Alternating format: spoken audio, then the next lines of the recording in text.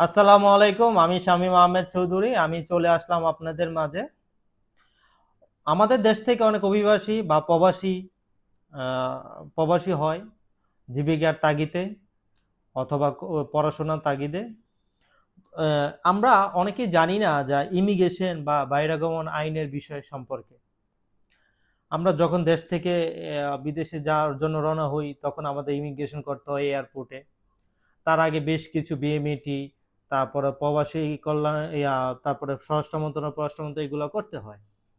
তার মধ্যে আমি একটা ছোট্ট আলোচনা নিয়ে আসলাম, সেটা হচ্ছিল ইমিগ্রেশন ল বা অথবা বহিরাগমন আইন।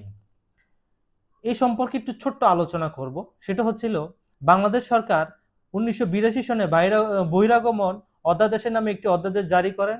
উক্ত অধ্যাদেশটি বাংলাদেশ হইতে বিদেশে যে কোনো কার্য উপলক্ষে বা যে কোনো উদ্দেশ্যে গমনের জন্য একটিমাত্র কার্যকর বা উপযুক্ত প্রয়োজনীয় অধ্যাদেশ।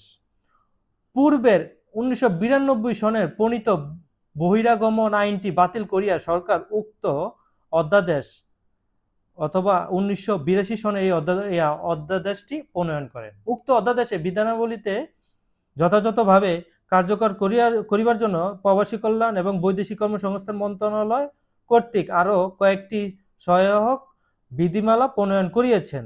তার মধ্যে হচ্ছে বহিরাগমন বিধিমালা 2002, রিক্রুটিং এজেন্ট আচরণ এবং লাইসেন্স বিধিমালা 2002, ওয়েজ অনার্স কল্যাণ তহবিল বিধান 2002। ইহা ছাড়া সরকারি কর্মচারীদের বিদেশ চাকরি গ্রহণ ও বিদেশ গমনের ক্ষেত্রে পৃথক নীতিমালা, বৈদেশিক চাকরিতে কর্মী প্রেরণ, রিক্রুটিং এজেন্টের কার্যাবলী, বিদেশি শ্রমিকদের শ্রমিক কর্মচারী তথা ওয়েজ অনার্সদের কল্যাণমূলক কার্যক্রম বিধান পদ্ধতি অধ্যাদেশের এই বিধিমালা ভিতরে অন্তর্ভুক্ত আছে। তো সবাই ভালো থাকবেন, সুস্থ থাকবেন। আল্লাহ হাফেজ।